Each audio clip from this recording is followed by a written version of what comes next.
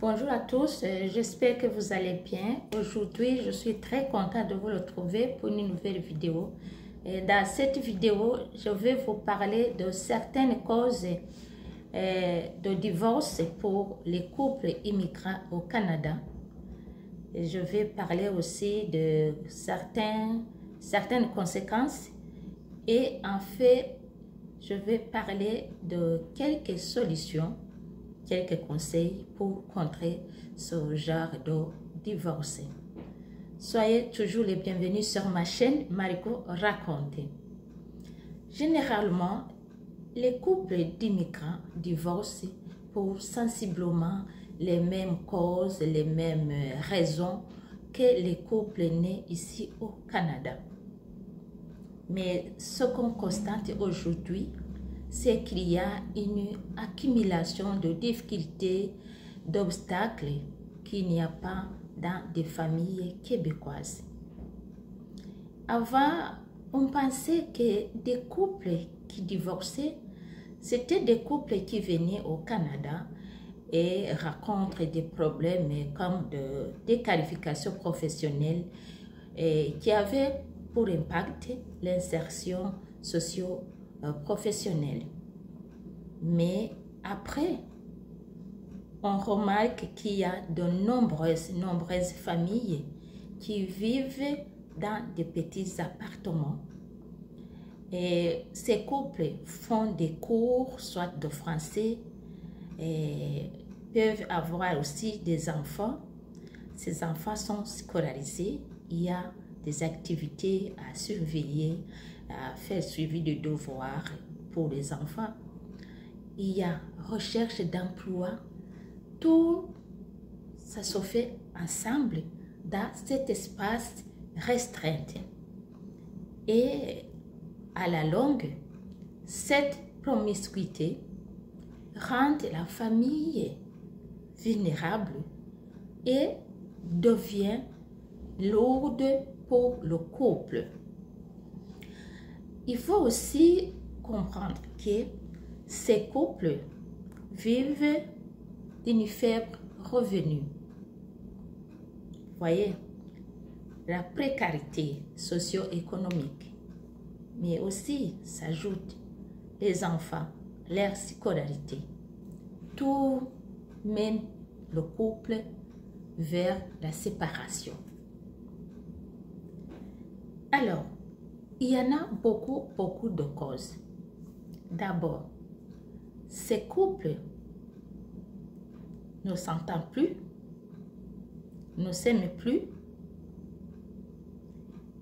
Il n'y a pas d'organisation, il n'y a pas de planification des activités.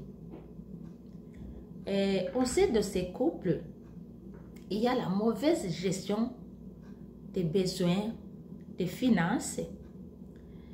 Et aussi, il y a en plus de l'infidélité. Donc, dans un couple, quand il y a un problème, souvent, la femme peut avoir une amie à qui elle peut se confier pour demander de l'aide. Mais avant d'y arriver, il y a un esprit de peur, vous voyez, entre famille et couple. Et attention, faites attention, tu ne sais pas, tu vas voir, ta femme va te quitter. C'est là que ça commence. Il y a le fait déjà. Dans ce couple plutôt, il n'y a pas de confiance. Dans ce couple, chacun commence à vivre d'une façon. L'un est isolé parce qu'il n'y a pas de communication, parce que le courant ne passe pas, parce qu'il y a la suspicion. Chacun n'a pas confiance à l'autre. Parce que quand le conjoint commence à voir que la situation se dégrade, s'empire, jusqu'à ce qu'on lui dise, attention, ta femme va te quitter. Il commence à vivre isolé.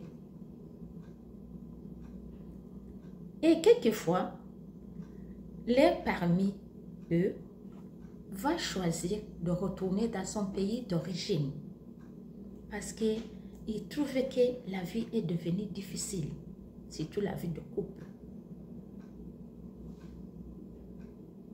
Il va laisser les enfants soit avec la conjointe ou avec le conjoint. Vous voyez, les conséquences déjà commencent.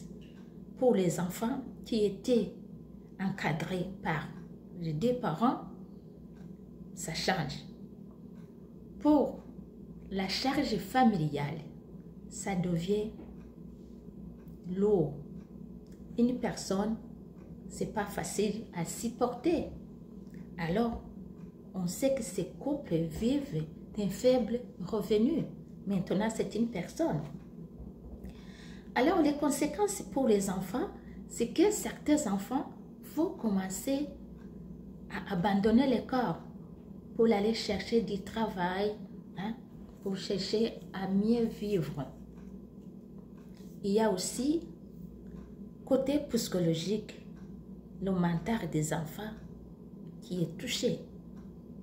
Il y a déjà un problème psychologique pour les enfants et pour le couple aussi déjà. Ces enfants fuient l'école. Dès qu'ils commencent à travailler, voyez, de bas âge, 18 à 16 ans comme ça, et les enfants vont développer aussi une certaine dépendance. Parce qu'ils commencent à s'acheter des choses, à s'approvisionner, à être responsables alors de bas âge. Ça, ce sont des conséquences pour les enfants. Et quelquefois, le conjoint aussi, ou bien la conjointe, il va trouver difficile de vivre seul. Quelquefois, sera obligé de trouver quelqu'un d'autre pour vivre ensemble. Et vous voyez, c'est tout un changement d'un foyer.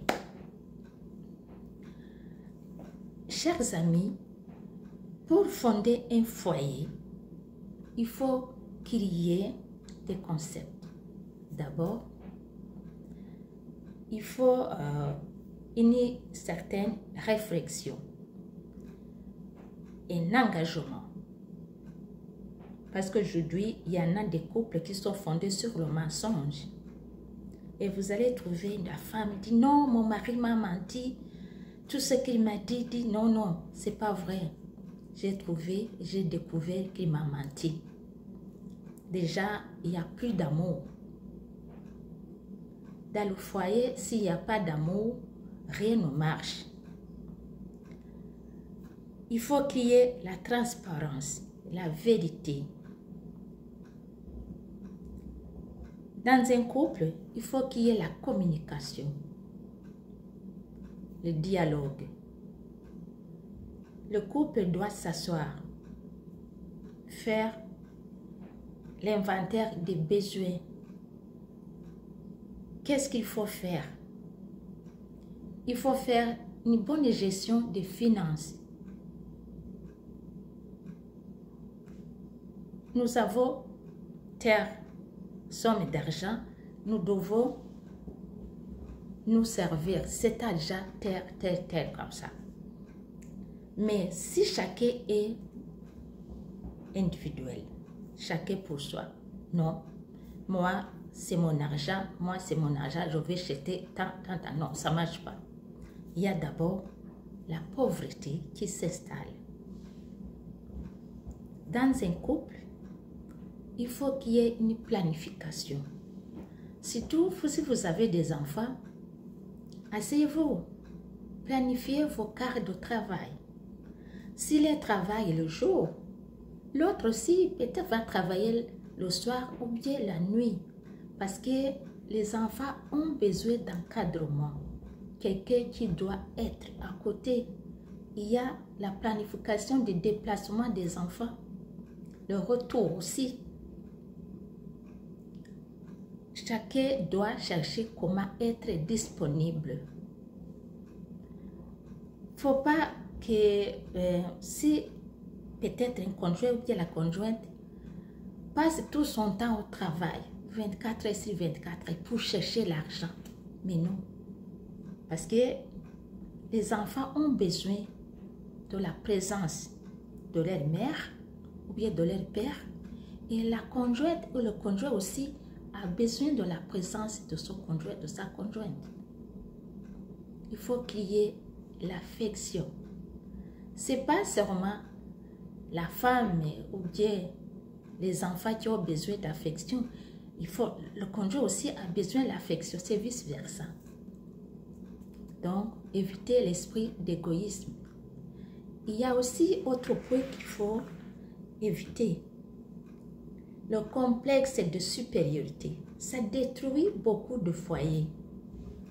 L'un préfère être au-dessus de l'autre. Ça, ce sont des habitudes pour certains pays, mais il faut que ça change parce que quand on arrive au Canada, il y a l'adaptation. Il faut apprendre à vivre selon le système. Parce qu'au Canada, c'est la complémentarité. Ce n'est pas une personne qui peut supporter toute la charge familiale. Il faut que la conjointe travaille, le conjoint travaille. Et ils doivent mettre ensemble leurs finances. Ou bien, ça dépend de leur gestion. Parce que chaque famille a son histoire. Mais il faut qu'ils s'attendent, s'organisent, planifient. La charge des enfants, les scolarités. Au Canada aussi, pour certains couples, il faut qu'il y ait la bonne conception concernant la considération et l'estime. Il faut qu'il y ait l'acceptation. Pour ce qui est de l'acceptation, je peux dire que quand on fonde un foyer, c'est un projet. C'est accepter le changement de catégorie. Dans un couple, il faut penser qu'il y a des enfants. Il faut aussi accepter la charge des enfants. Il faut assigner des responsabilités. Donc, il faut l'acceptation. Ces deux personnes, l'une qui vient de la culture différente de l'autre, et doivent vivre ensemble. Donc, chacun a une petite partie qui doit se priver pour mettre les habitudes de l'autre. Donc, il y a une intersection de culture, des habitudes. Donc, il faut accepter. Si l'un fait une surprise à l'autre, il faut aussi apprécier, savoir apprécier. Ou s'il y a un côté faible pour l'un, l'autre est là pour compléter s'il y a un point fort. C'est la complémentarité pour un foyer. Il faut avoir l'esprit d'écoute. Créer un moment de dialoguer. Chacun doit s'exprimer. Il faut qu'il y ait l'échange d'opinions, de conception. Et chacun doit avoir l'esprit ouvert aux critiques, des critiques toujours, qui contribuent à la construction. Et si tu as marre, tu t'es mal comporté à un point ici, il faut aussi savoir demander pardon et savoir aussi pardonner et apprécier.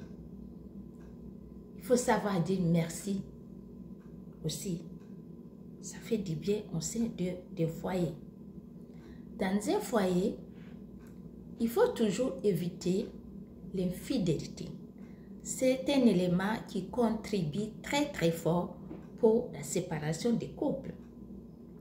Parce que s'il y a l'infidélité, il y a déjà le mensonge, il y a déjà manque de confiance, il y a aussi l'appauvrissement d'un foyer. Parce que si c'est un conjoint infidèle, vous savez déjà dehors, qu'est-ce qu'il y a? Il y a des cougars. Qu'est-ce qu'ils attendent là-bas? C'est les finances. Donc, les moyens qui arrêtent et qui allaient satisfaire les besoins d'un foyer commencent à sortir. Maintenant, les enfants et le foyer souffrent. C'est déjà, on ne peut pas évoluer dans ce sens. Déjà, c'est la pauvreté au sein d'un foyer. Si c'est la femme aussi, c'est pareil. Parce qu'il n'y a pas aussi l'amour. Quand il y a l'infidélité, il n'y a pas d'amour. C'est déjà la sous-estimation et le manque de considération. Parce que là où il y a le mensonge, la confiance est déjà partie depuis. Voilà des choses qu'il faut faire attention si vous êtes dans un foyer. Il ne faut pas être matérialiste. Certaines femmes cherchent à avoir de l'argent. Il faut savoir aussi chercher l'argent. Hein? Si son mari n'a pas de travail, elle va trouver un autre homme dehors. Non, j'ai trouvé un type qui a beaucoup d'argent, qui va me prendre en charge. Il va supporter mes dépenses. Comme ça, la femme est prête pour quitter le foyer. Elle oublie les enfants. Hein? Donc, il ne faut pas être matérialiste. L'argent, c'est un bon serviteur, mais un mauvais maître. Donc, il faut faire attention avec l'envie de chercher beaucoup d'argent. C'est seulement, il faut apprendre à gérer tes finances et tes dépenses. Éviter les choses qui te poussent à acheter sans en avoir besoin. Il faut aussi faire attention avec les téléphones. Souvent au sein des couples, les téléphones risquent de séparer les couples. Les téléphones portables. Avoir des amis avec qui, si le téléphone sonne, tu ne peux pas communiquer en présence de ton conjoint ou de ta conjointe. Il faut que tu sortes dehors. Mais pourquoi? Et quel est le but? Et quel est l'intérêt de cet échange? Déjà, ça montre qu'il y a la suspicion d'infidélité, manque de confiance. Les amis que tu caches à ton conjoint ou bien à ta conjointe, où est-ce que ça va? Et vous t'amener où? Et quel est l'avantage? C'est aussi un problème. Chers amis, pour fonder un foyer, ça demande la maturité, la vigilance, être mûr,